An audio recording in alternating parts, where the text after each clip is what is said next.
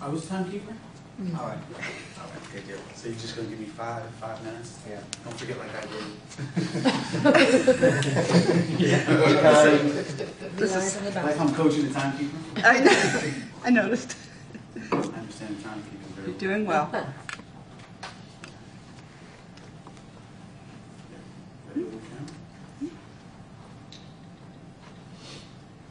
How many of you are familiar with The Apprentice on NBC? With Donald Trump, you know, you're fired. Anybody ever see that? Yep. Okay, great. In 2008, I had the pleasure of actually working on that television show. I was a talent producer.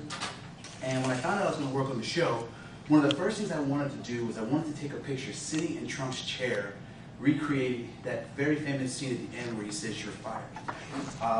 Unfortunately, I was devastated when the executive producer, Eden Gaha, told me that Mr. Trump, number one, doesn't allow anyone to sit in his chair, and number two, he hates people taking pictures on the set. So I originally didn't think that I was going to be able to get my picture. However, I feel like I'm pretty much an expert in persuading people into doing things and getting my way. So I'm proud to tell you that I actually was able to convince them to allow me to take the picture on the set inside the Trump Tower in Fifth Avenue, sitting in his chair. Would you guys like to see the picture? Wow. Yeah.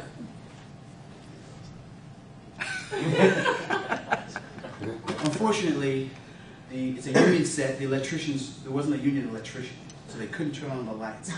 So while I was able to convince about 10 people to let me take the picture, unfortunately, this is what it looked like. The point of my story is that just because someone says that they can do something or that they're an expert, it doesn't necessarily mean that's true.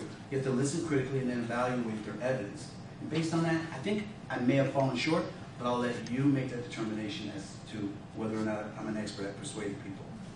Good morning. It brings me to my topic. My name is Aston Bright, and I'm here to talk about analyzing speakers' persuasive messages and evidence.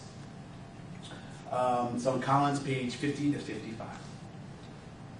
There'll be three things I'll be covering today: arguments and evidence. We're going to talk about some examples, and then I'm going to give you some tips that Collins provides in the text.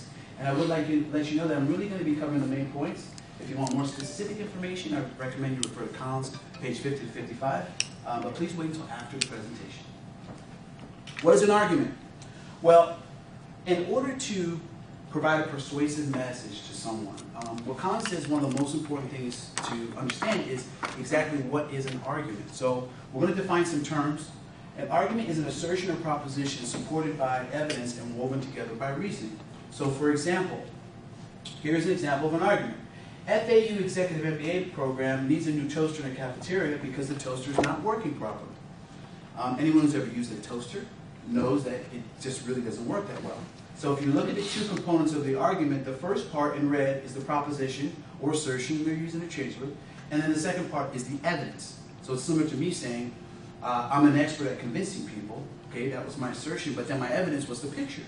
The picture wasn't so great, so you don't necessarily always want to take just someone's proposition as fact until you can evaluate their evidence. So make sure you keep that in mind. There are three different types of proposition. The first one is fact. Something is it is or it isn't. So for example, Jamaica is in the Caribbean. Okay, we all know that that's true. Another type of assertion is value. Something is good or bad. So I have an example here that if hospitals deny health care, it is unfair. So you're trying to make a value judgment about something. So it's not true or false, it's whether something is right or wrong or good or bad.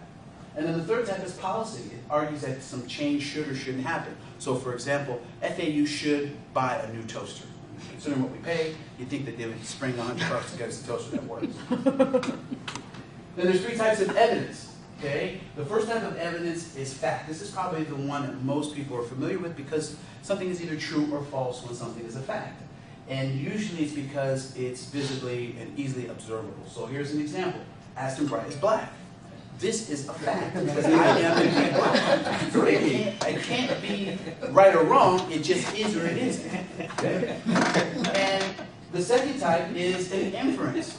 Okay? This is basically a judgment based on facts. So for example, if I put on my name tag, Flavia, and you saw me walking through a hospital looking like I was looking for doctors, and you saw my name tag, what's that say? What does that say? Okay, what is Crestor? Okay, so if I'm walking around a hospital, now you don't know who I am, and you see me doing this, what do you think that I do? for a living? You sell, Whoops. I sell drugs. Sorry, I went too far. I sell drugs. So it's an inference. You don't necessarily know, but you can take facts and then you can make a judgment based on those facts. Thank you. And then finally, the third type of evidence is an opinion. Now, these are going to be views or judgments based on beliefs. And Collins actually says that opinions are probably not the best form of evidence. And Franklin Delano Roosevelt said that as many experts as you have opinions. So it just goes to show that opinions are very subjective. So an example of opinion is Aston Bright is very handsome. Now, anyone who doesn't agree with this statement, please refer back to the previous slide that said that's not the best form of evidence. So I'm going to say that. Once you understand arguments and you're able to evaluate evidence, you know, Collins says that you need to have some tips in order to understand deception. Okay. When I opened up, I said that I was an expert, and you saw my picture, okay? Was I deceiving you, or was I just wrong? So it's going to be important to know when your speaker is either giving you propaganda. So for example, if you hear always or must or never, whatever precedes is probably going to be a biased statement. And that's what's called propaganda. So you see that in advertising, you see it in politics. Like for example, in advertising would be a company selling some sort of like energy pill, and they have someone in a lab coat because people just will accept the fact that they're somehow a scientist, and you're going to accept their arguments. So it's very deceptive. And one of the things that Collins also talks about is eye contact. Most people believe that if you don't use good eye contact, it means that you're lying. But in reality, studies have shown that a lack of eye contact does not necessarily mean you're lying. As a matter of fact, skilled liars will use good eye contact because they know most people will think that they're telling the truth because they're using good eye contact. So it's important to understand the best way to detect deception. And if you're going to use the difference between verbal cues or nonverbal cues, Collins recommends nonverbal cues. Verbal cues are like inaccuracies when they're talking, or maybe they're stuttering, they're not as smooth. And Collins says not to use those to try to determine if someone is lying or being deceptive. Collins says to use nonverbal cues are a better way to determine it. And that would be like if someone's blinking more, if they're fidgeting more, shrug more, have more hesitations, or if they use an anxious pitch. So in general, there's no foolproof way to know whether someone is telling the truth or not. You just have to use critical listening skills, and then you have to evaluate the evidence based on your knowledge and based on the reputation of the speaker. And going back to that, when a speaker is presenting you with an argument, okay, just because maybe their initial evidence isn't good, maybe they just need to strengthen their argument. And when you strengthen your argument, things come into focus and your message becomes clear. And as your message becomes clear, sometimes you get it right and sometimes you get what you want.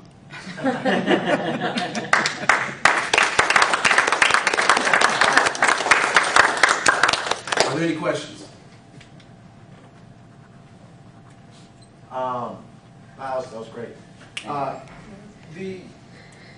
just want to make sure I gathered this correctly. The point of the presentation was detecting if someone's an expert or being the expert. Well, the presentation was really about analyzing a persuasive message. So if someone is trying to convince you of something, you have to accept the fact that they know what they're talking about. And the way they do that is they're going to string together an argument, which they'll have a series of assertions, and they'll back it up with evidence to support that.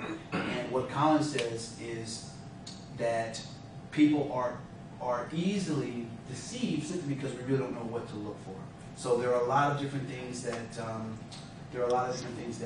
lot of techniques that skilled salespeople, speakers, politicians, advertisers will use because the general public doesn't really understand how to know whether or not someone is deceiving them and trying to convince them for a point. It's really just better understanding how to analyze someone's message to you. Because if you're not an expert in that area, you really have to just take their word for it. So you have to either accept or reject what they're saying, what their assertions are, and then evaluate their evidence based on the techniques that Collins provides you for. Yes. Based on your your career as a salesperson, did you find this topic very, is that why you chose the topic? You know what? Yeah, I chose the topic because, I mean, I'm a salesperson, and I felt like I knew a lot about it, but really I didn't know a lot about the technical aspects of an argument. I think an attorney might understand that much better than a salesperson would, because we really don't get into arguments per se. You know, I learned a lot about, and I hope you did too, because I think you're supposed to be also. I learned a lot about, you know, arguments, the technical aspects of an argument, and how you can, you know, detect whether or not someone is giving you good information or not. So that's really was the takeaway that I got from it. Yes, sir. Jose. You know, I really enjoy your presentation. It was really good, and you almost caught me, because at the beginning when you started, I say, oh, wait a minute, he don't work in the pharmaceutical. What he doing helping somebody on the show? Right. Because and I know that you are a good salesman. I can see that you can get what you want, and you reach whatever you want to get. And the question is, what do you do when you find in front of you some poker face? Okay.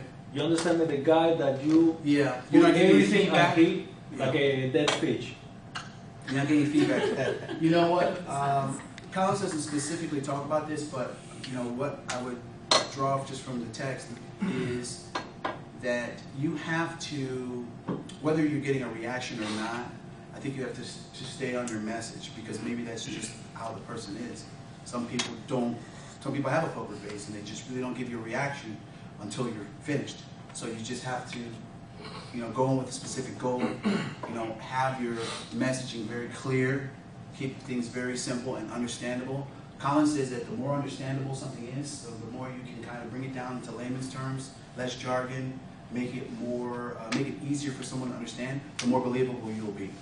Believe it or not. Yep, because some people will actually try to complicate things as a technique of getting people to just believe, well, this guy must know what he's talking about, he's being very technical. But Collins actually says that you need to keep the message simple. Yeah, but for example, let's forget right now about college. Okay. Aston. Okay. What you do? He said, you know, I know that you are good for sale. I can see that. You know, for me personally, I try to build some rapport. I think if someone's their affect is very flat, I think maybe I didn't do a good job building rapport. This person sort of sees me as an adversary. I want them to see me as an ally. I'm there to help them. I'm not just there to sell them something. So I think that if I ever see that, I know that maybe I need to take a step back and try to build a little bit more rapport, so they're not quite as standoffish with me. That's what I would do. Yeah, that's good. Yes, Maria. I kind of want to piggyback on what you were saying, because it reminds me of your presentation, humor. I think that if you find someone who's got that poker face or something like that, everybody's got a sense of humor. Everybody's got a sense of humor. So if you're able to find that, and you're able to, and you're able to connect at that level, that just opens up a huge communication channel. So I just that's a want to great piggyback on point. what you were saying. Humor is a great way to, an icebreaker to, loosen up the mood a little bit. I use it as a self-defense mechanism. I'm a person that requires a lot of persuasion. Meaning, for instance, the other day at work, one of my co-workers was saying, stating something without supporting it. Okay. And for me to see it either in a manual or have actually studied it myself, that's the only way I'm going to actually believe you. Okay. But it could come off from their standpoint as standoffish or argumentative on my side. How do you feel about that? I mean, how do you think the best way for me to approach this? I think that, and actually it's interesting because I was talking to Dr. Boyd about this before class. I think that having dissent or having not necessarily an adversarial point of view, but a contrasting point of view is great for any organization or the process of decision making. And that if there's too much uniformity, a lot of times things get overlooked. So I think you might be thinking, well, maybe I need to find a way to make this more amicable for my coworkers. But in actuality, you may be doing them more of a service than you realize, because you're going to be the one who's going to bring up the counter arguments and be able to flush out problems that could come down the road, because you're going to be very skeptical of what they're saying, and you want to see evidence to show that's going to work. If everyone always agreed, there'd be 2 radio stations, there are 3,000 radio stations. So I think what you're doing, I think you should, I don't think you should change, because I think every organization needs someone who's going to say, well, wait a minute, what about this? Because when you don't think about everything, all of the possible counter arguments or all the possible problems, then you either pay now or you pay later. So I think that I don't think you should stop being skeptical, and you should press people to come up with good reasoning behind their decisions. I think the time has expired. What were you when we did those communication styles at the beginning of when we did the communication styles at the beginning of the semester? What did you score as? Eye communication. No, what was Socratic You were or noble? Socratic Were you or- Socratic? I can't You, remember. you were the blend. That was so long He ago. was the blend. You were the blend. Because you were with me. Yeah, I was You were the there. blend. I I was forget what it A was. blend of Of Socratic and passive. No.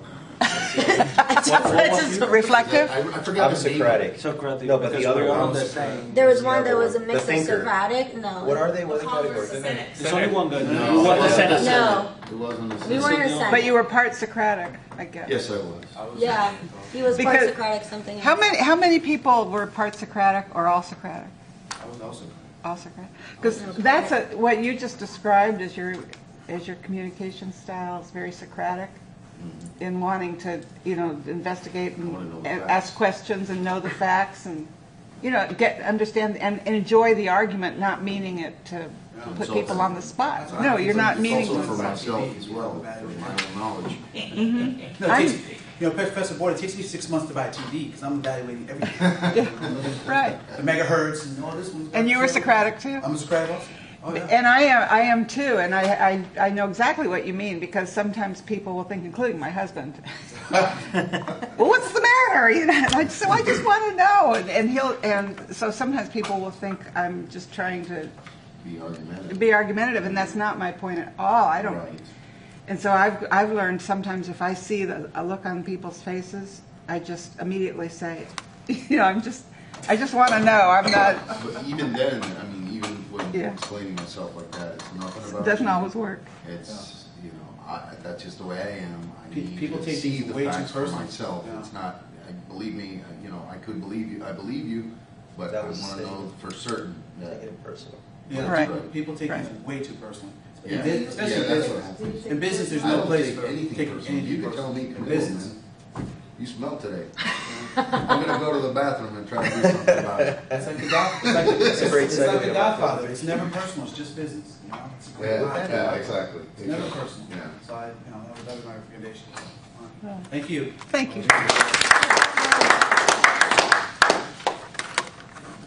Lesson time was 7 minutes and 53 seconds, but I missed the QA session. I stopped my stopwatch after 7 Oh, minutes. no. So probably I would say 15 minutes totally, including the QA session. Great job, Nelson. Thank you.